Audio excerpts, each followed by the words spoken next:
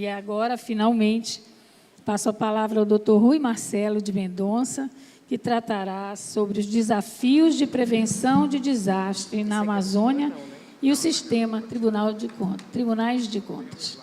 Por favor, doutor.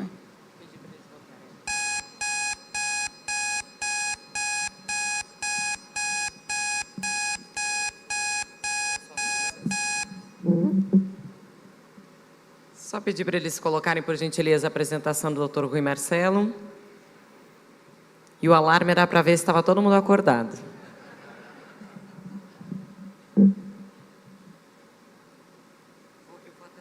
Não está correndo o tempo ainda não, né?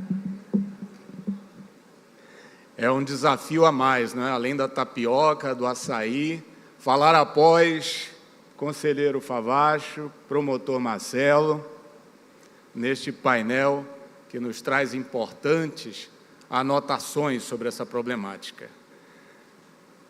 Confesso que me senti contemplado hoje de manhã quando o conselheiro Guaraná falou de um tempo distante em que havia poucos dedicados no controle externo a essa questão ambiental, porque começamos cedo lá no Amazonas, muito cedo, e ouvimos aquilo que ele mencionou, né? Só uns louquinhos, né? Um pessoal assim, meio sem noção, que falava nessa questão do ambiental e o que isso tem a ver com o direito financeiro, o que isso tem a ver com o trabalho de controle da legalidade, da eficiência do Estado, a administração pública. E, ingressando no Ministério Público de Contas do Amazonas em 2006, sempre tive essa preocupação, esse viés de especialização no direito ambiental, e lá encontrei um grande amigo, um grande parceiro, que é o conselheiro Júlio Pinheiro, aqui sentado na primeira fila. E eu quero agradecer e pedir uma salva de palmas para ele, porque ele não desistiu. Ok. E veja, hoje a gente está medicado, mas está aqui. Não somos mais chamados de ecochato, não somos mais tomados como uma exceção, uma ilha, alguém que está fora do eixo, daquilo que deve ser prioridade na nossa atribuição. Fica eco-ansiedade. Eu confesso a vocês que quando eu ouvi o alarme, eu pensei em correr. Mas, enfim, está tudo bem. É o calor lá fora que nos une, Amapá e Amazonas. Só tem uma coisa que tem diferenciado a gente ultimamente, que a gente consegue enxergar o ar que a gente respira, né? Ele tem uma cor escura, assim, bem carregada de substâncias tóxicas, né? Material particulado fino, monóxido de carbono vindo das queimadas. E isto de maneira reiterada, aconteceu agora, 2024, aconteceu antes, 2023, o que deve fazer o controle externo, o sistema Tribunais de Contas, data máxima vênia, refletir em que patamar estamos nessa questão da rigidez da nossa cidade, da nossa região, do nosso país e, em último lugar, do planeta em que vivemos. Veja que, sob uma perspectiva ecológica, o planeta não passa de uma barcaça. Se tiver um furo na popa, não interessa, porque quem na proa desse barco estiver vai afundar do mesmo jeito. E a perspectiva ecológica, bem compreendida e estudada, nos traz essa visão de que o que parece imenso, inalcançável, inabalável, é tão somente um veículo diminuto, trafegando pelo cosmos infinito, sujeito, hoje em dia, a desequilíbrios que podem fulminar a nossa saúde, a nossa tranquilidade, a nossa vida.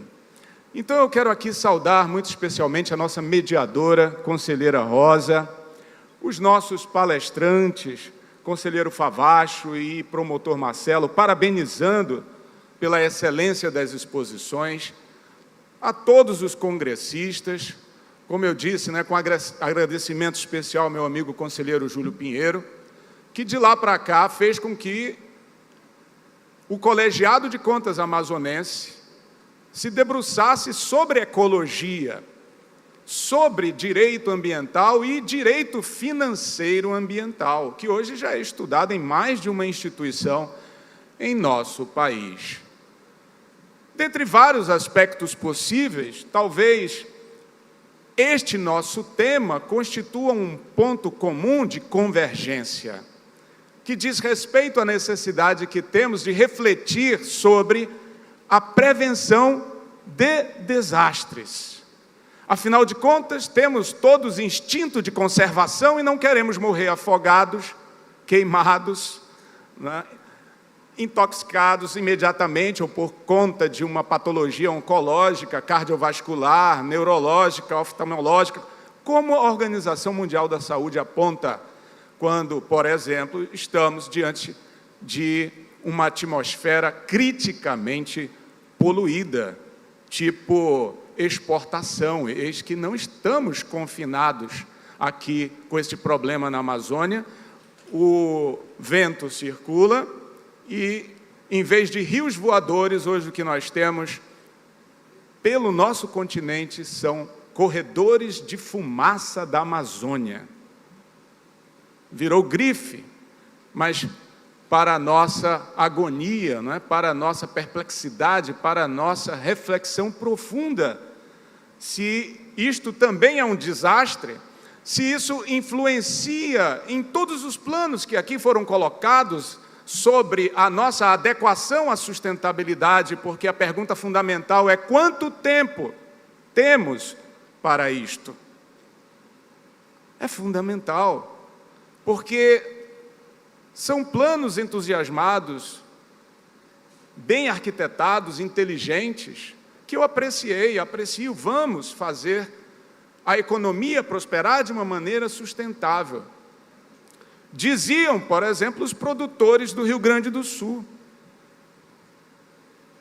evidenciando a dificuldade que temos neste momento em lidar com o clima, em lidar com o meio ambiente, porque as coisas não estão estáveis.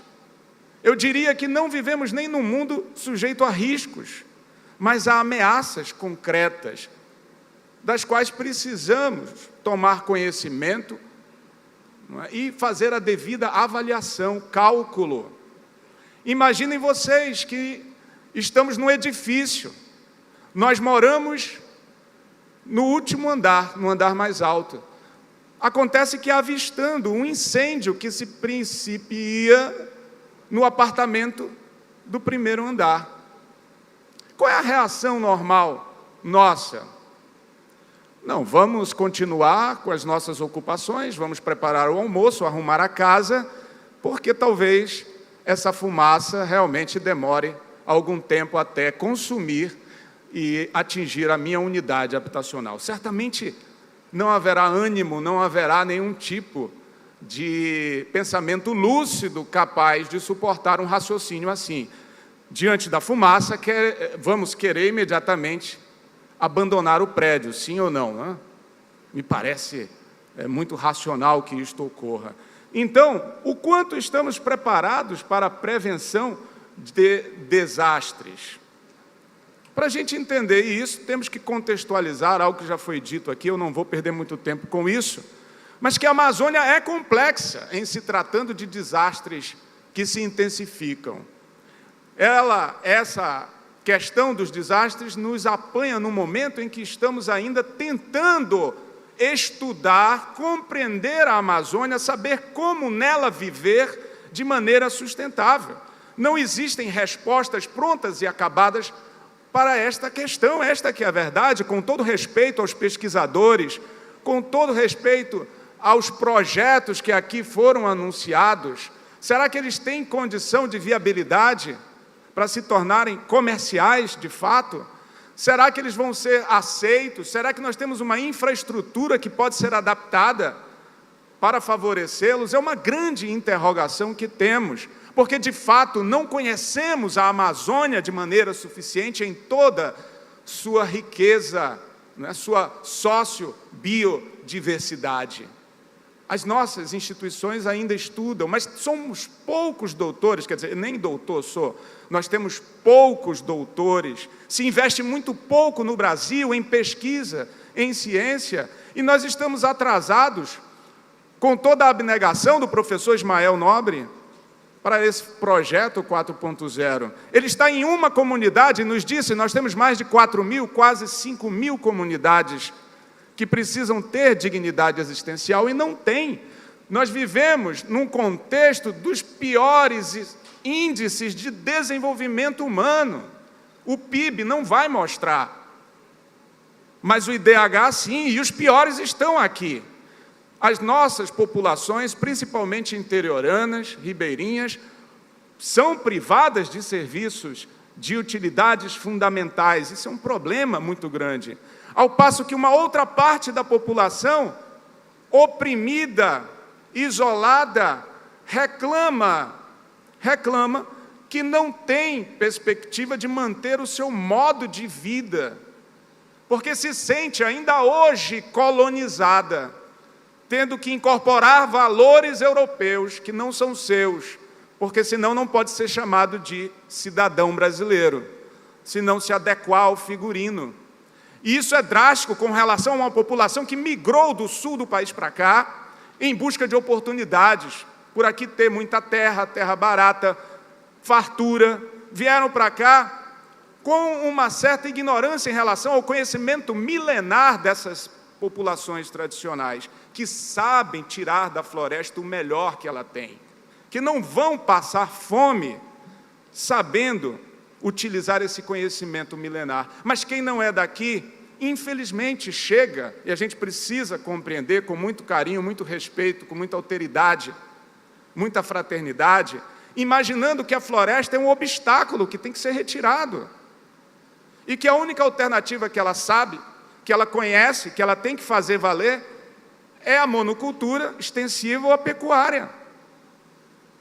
E aí nós temos uma fronteira agrícola no sul da Amazônia que nos desafia, porque não compreende ainda o valor da sustentabilidade, a ponto de se tornar uma massa de manobra do crime organizado, que vai financiar com tratores, combustível, vai financiar da pior maneira possível a extração dos nossos recursos naturais, sem ao menos pagar imposto e deixar qualquer valor agregado aqui. Sim, porque ninguém está ficando rico aqui quando se explora o setor primário, está? Isso deveria estar demonstrado no IDH. Se não está, me permitam pelo menos cogitar. De alguma coisa não está batendo bem nesta equação. Não estamos conseguindo converter esse sistema de exportação de commodity em prosperidade para essa população. E estamos constrangidos, premidos com a urgência da intensificação de eventos extremos, com a certeza que a ciência nos dá. A floresta está sucumbindo. Nós não estamos aqui homenageando a floresta para dizer que ela é a solução da crise climática. Ouçam bem, ela é a primeira vítima das mudanças climáticas. A Amazônia está perecendo. A ciência demonstra que o ponto do não retorno, se já não foi atingido, está muito próximo. O que significa isso? Não apenas nós sentimos calor, sentimos as queimadas e a fumaça, a própria floresta, que perde a capacidade de se regenerar, ela sente a estiagem igualmente. As árvores vão sucumbir, não vão mais realizar as funções ecossistêmicas que propiciam, pasmem, a própria agricultura em nosso país. Não se terá mais condição de produzir, de consumir, a ponto de nosso melhor cientista dizer que não é uma possibilidade remota termos que migrar. Macapá vai ficar tão quente, Manaus vai ficar tão quente e encoberta de fumaça, que vamos ter de pensar em fazer um movimento contrário àquele do começo do século XX, em que os nossos irmãos do Nordeste, refugiados climáticos àquela altura, vieram se refugiar na Amazônia, temperada, cheia de frutos, cheia de riquezas, para resgatar a sua dignidade existencial. O inverso pode acontecer de maneira muito próxima. Como é que eu volto aqui? Fiz besteira. Muito bem. Então, eu gostaria que todos nós refletíssemos que os eventos extremos que experimentamos agora, seja aqui, seja em Manaus, seja em Porto Velho, onde até o aeroporto fechou por condição da fumaça, não é uma coisa que vai melhorar, é uma coisa que vai se intensificar. Intensificar porque não é causa, é consequência. É parte de um processo da mudança do clima, que não nos diz respeito tão somente, não é um problema municipal tão somente, não é um problema nacional, é um problema planetário, que nós não causamos sozinhos. Nós não somos do ranking dos países mais poluidores o topo, nós não estamos na frente dos Estados Unidos, não estamos na frente da China, que não estão muito aí para essa questão. Mas nós seremos a sua primeira vítima dessa negligência dos países desenvolvidos. E aí chega um ponto em que a gente tem que raciocinar, vamos continuar na linha do acordo, da diplomacia? Ou será que precisaremos esticar a corda, ingressando na chamada litigância climática, subindo o tom em nível internacional? Não podemos dizer que é normal, a compensação nunca chega. Discutem e nada mandam, né, para financiar essa transição verde e o próprio enfrentamento de desastres.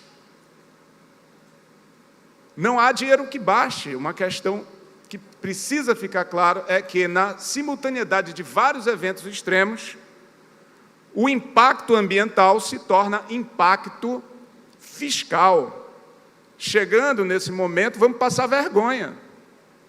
O Tribunal de Contas avisou, né, fez algum tipo de alerta com relação a um colapso financeiro iminente diante de uma desgraça generalizada no centro do país, pelo calor extremo.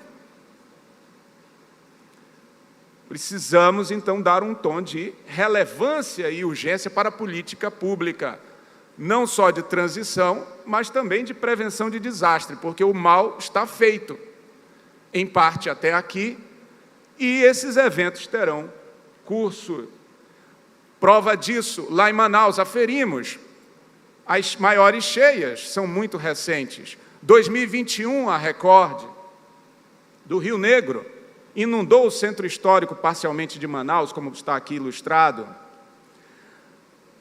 Vazante este período do segundo semestre, causando também igualmente secas severas, a maior do ano passado.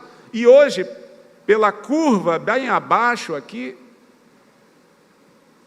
nós vamos ter outro recorde batido.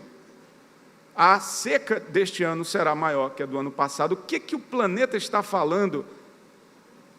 Está falando que infeccionado, febril, prostrado ele está, pedindo socorro.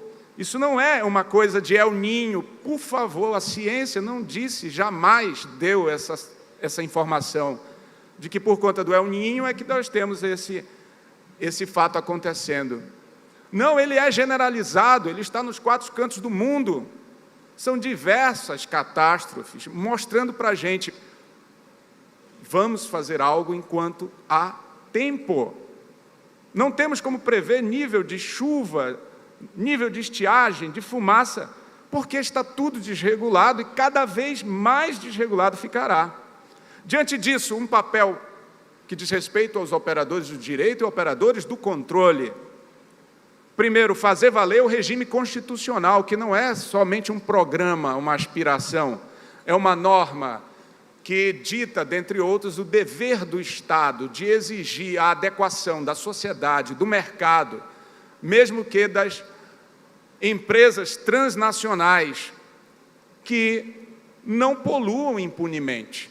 E hoje, conforme o doutor Marcelo demonstrou, salvo um ou outro estado, o que acontece é a emissão de gases de efeito estufa sem nenhum tipo de troca, sem nenhum tipo de compensação financeira que seja para financiar desastre, passando para o Estado um suporte que vá compensar o exasperamento, não é? A piora do quadro de aquecimento global que essas emissões resultam. Me refiro a termoelétricas, me refiro a chaminés industriais, me refiro, enfim, a todo tipo de queima de combustível fóssil que vá trazer a emissão de gases. Isso precisa, no devido processo de licenciamento ambiental, por meio de um inventário de emissões de carbono, ser contabilizado.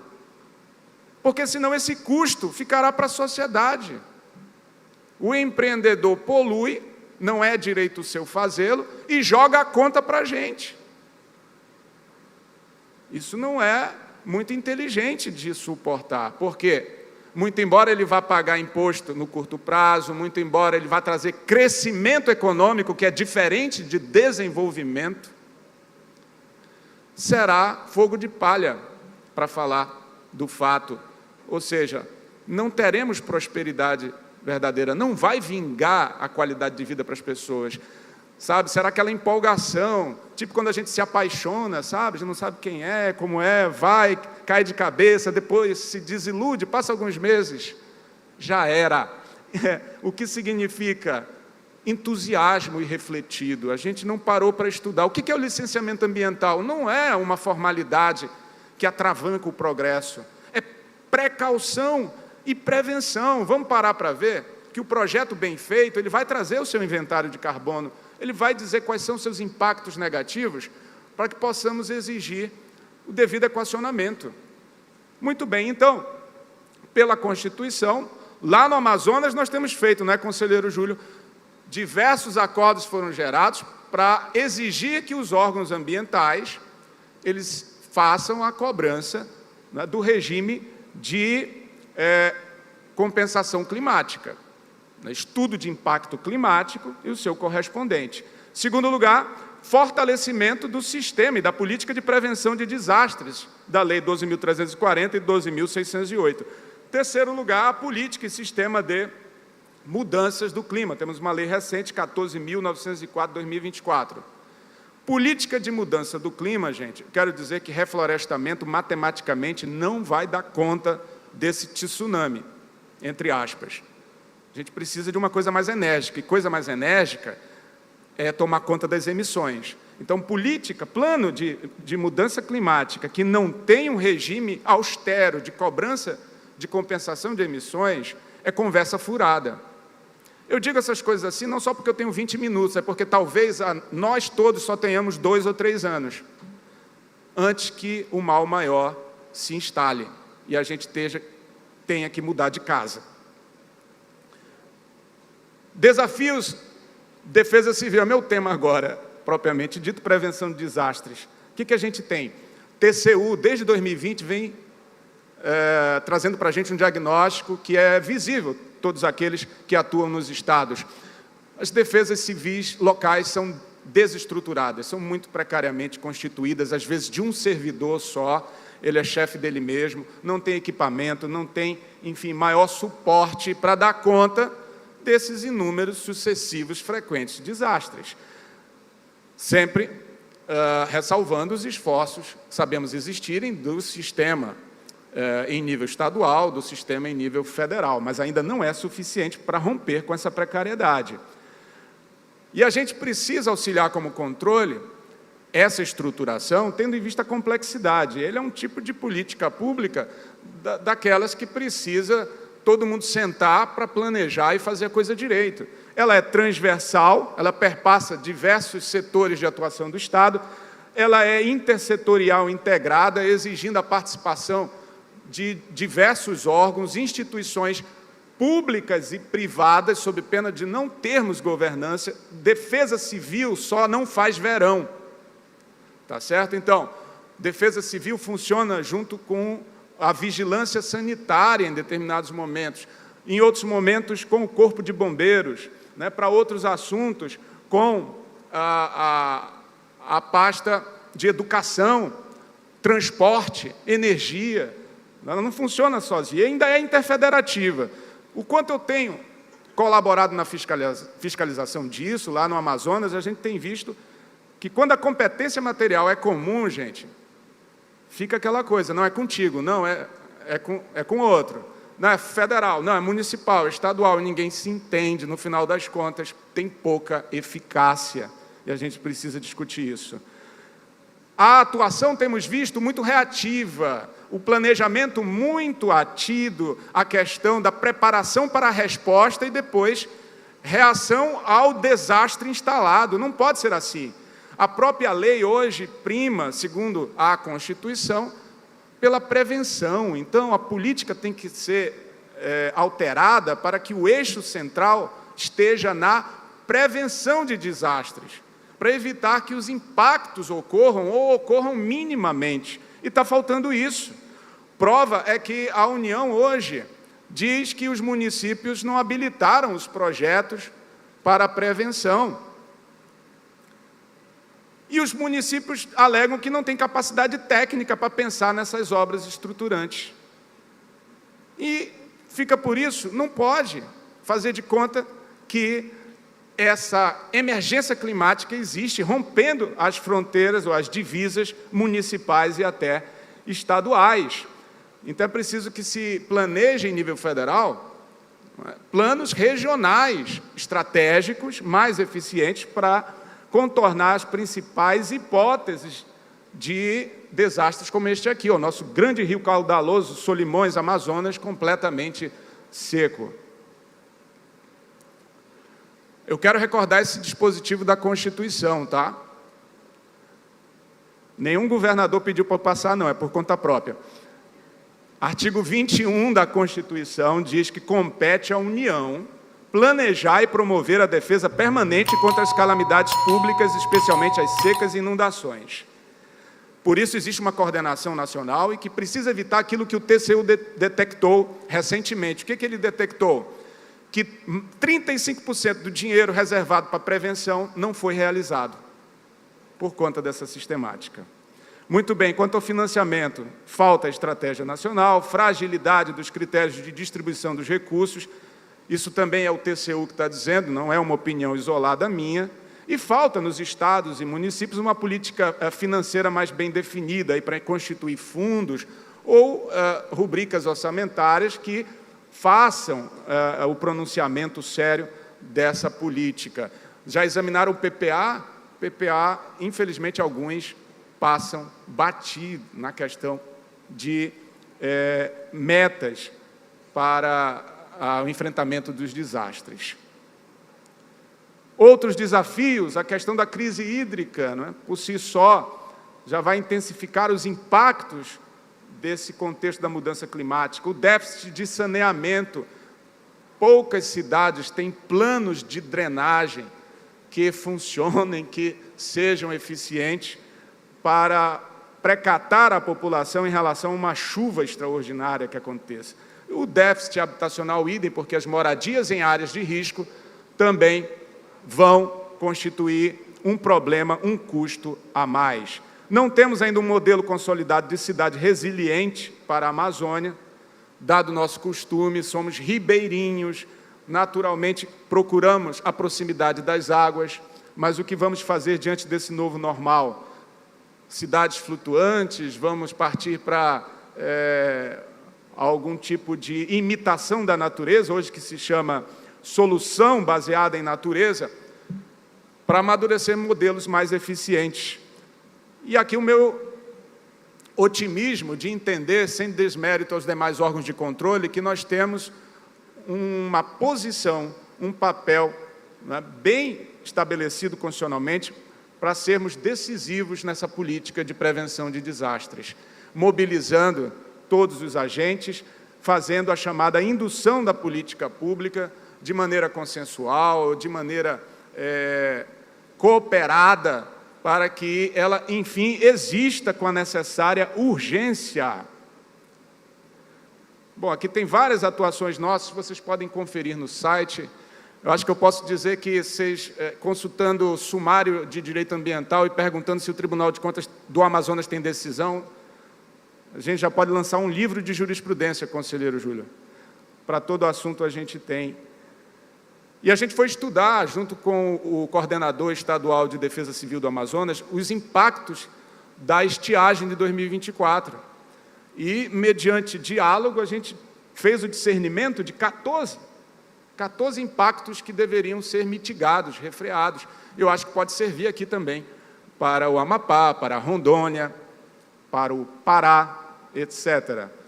Então, eu coloco aqui uma lista de 14 impactos que fomos estudar e pensar, né? Assim, como é que haverá o tratamento? Como é que vai evitar? Como é que vamos fazer quando o rio secar muito? Comprometimento de serviços essenciais, poluição, isolamento das comunidades, desabastecimento do comércio, escassez de alimentos, falta de energia elétrica, e lá no Amazonas a maioria ainda é termoelétrica a diesel. Tem aquele desafio, né? Polui e como é que vai chegar no município isolado? É toda uma questão a se pensar. Faltas de insumos para o nosso parque industrial, afetando a economia e emprego. Ano passado teve férias coletivas, um baque na nossa economia.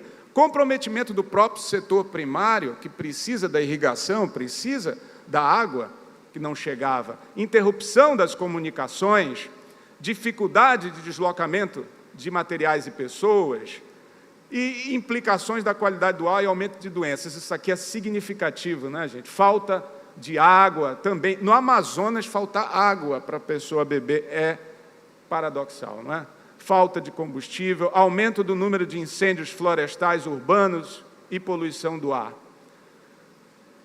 E esse aqui é o mais grave, tá, gente? O mais grave do ponto de vista ecológico, porque a atmosfera está dizendo para a gente: eu não aguento mais vocês. É essa a mensagem. A atmosfera não consegue mais dissipar os gases emitidos. Isso era impensável. Não é o agricultor, sei lá, o pecuarista, que faz seu acero, achava que era coisa de ecoxiita. Até que ano passado se assombrou e viu: olha o que nós fizemos, não somos Nero, Manaus não é Roma, mas quase incendiamos. Ficou coberta de fumaça, todo mundo se escondendo, né? Porque, enfim, é caso de polícia.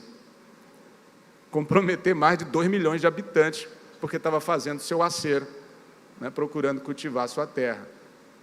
Fazem de uma maneira, né, muito gigantesca, e tem que entender que o ar não suporta mais essa realidade, por mais dura que seja, confrontando até com conhecimentos milenários, né? E aqui a manchete, dizendo o quê? Que furou o nosso estudo de impacto. A gente teve todo o cuidado, né, junto à Defesa do Estado, de dizer: não, esse ano será diferente. Semana seguinte, mordemos a língua, né? 10 de agosto, aconteceu o que ano passado só se viu em final de setembro. Colapso da atmosfera por nível crítico de poluição do ar. Olha só, que vexame. Os focos dobraram, poluentes dobraram. E aí não teve brigadista bastante para debelar, para dar conta do recado. Gente, e a gente pode colaborar no controle concomitante desse fato, porque é uma situação de calamidade pública, consultando dados abertos. Hoje, com a tecnologia, a gente não depende de uma auditoria assim, mais demorada, mais meticulosa para fazer a coisa. No aplicativo do celular, abre aí, por favor, wind.com, é um dos aplicativos que fornece em tempo real para a gente, neste caso aqui, a mancha de monóxido de carbono no ar, indicando os locais de focos de calor. Isso nos permite trabalhar questionando, né, perguntando o que, diante da evidência, pode ser feito a este respeito. Aqui o material particulado a gente seleciona pelo aplicativo e, em vez de CO, a gente pode ver o nível de material particulado. E este é mais tóxico, não é? Perigoso na circunstância. E vejam que ele está cobrindo quase todo o estado do Amazonas e Rondônia. É um absurdo. É um absurdo. Se isso aqui não é motivo para estado de defesa, eu não sei mais o que é. É uma coisa gravíssima, e a gente, é assim mesmo, vamos respirar. Graças à Universidade do Estado do Amazonas, também temos monitoramento da qualidade do ar em tempo real. Já estou acabando, tá? Só para anunciar aqui, vender o nosso peixe, a nossa Universidade do Estado do Amazonas, que é financiada pela Zona Franca de Manaus, ela oferece para a gente esses monitores com os quais vamos ver esse estado de coisas, não é? Então é possível se dirigir ao gestor e dizer, olha, está assim. Sul do Amazonas, Porto Velho, ali em Rondônia, péssimo, constantemente péssimo. Aqui um aplicativo da NASA que mostra a diferença entre os tipos de desmatamento, porque muito se diz, não é só cultural, é o cidadão no pasto, no campo, e a NASA vai lá e distingue para a gente, na cor vermelha, o que é fogo no meio da mata verde, na mata de pé, ativa. Então a gente vê que ali, na BR Transamazônica, existe todo um processo em curso de expandir a fronteira agrícola, derrubando a floresta, dentre outros meios, queimando. Dados do INPE também, aqui quem quiser saber como é que está posicionado o seu estado quanto ao número de focos. E é isso, gente, independentemente de auditoria, a gente foi capaz de, com a iniciativa da nossa presidente, conselheira Yara, convocar uma reunião com todas as autoridades, mostrando, está acontecendo. Não adianta você dizer que está aplicando multa, que tem tantos focos de incêndio sendo combatidos, se no final das contas a gente está assim, todo vermelhinho, e o ar péssimo de respirar. E depois dessa atuação, o Executivo tomou providência. Antes que eu seja expulso, eu vou passar rapidinho os slides, mas me colocando sempre à disposição de cada um de vocês, servidores, estudantes, membros do controle, né, conselheiros, auditores, procuradores, para que a gente converse mais profundamente sobre isso. Aqui era um vídeo de uma visita, eu vou passar também. E fica o meu agradecimento pela atenção de vocês, e aqui a minha mensagem muito afetiva, de pedir que cada um reflita realmente, né, antes da gente estabelecer uma convicção sobre o grau de ameaça por que passamos. Todos nós nos colocando no lugar uns dos outros, inclusive da população desfavorecida, que nós meçamos bem os valores em jogo nessa crise climática. Muito obrigado. Uma boa tarde a todos.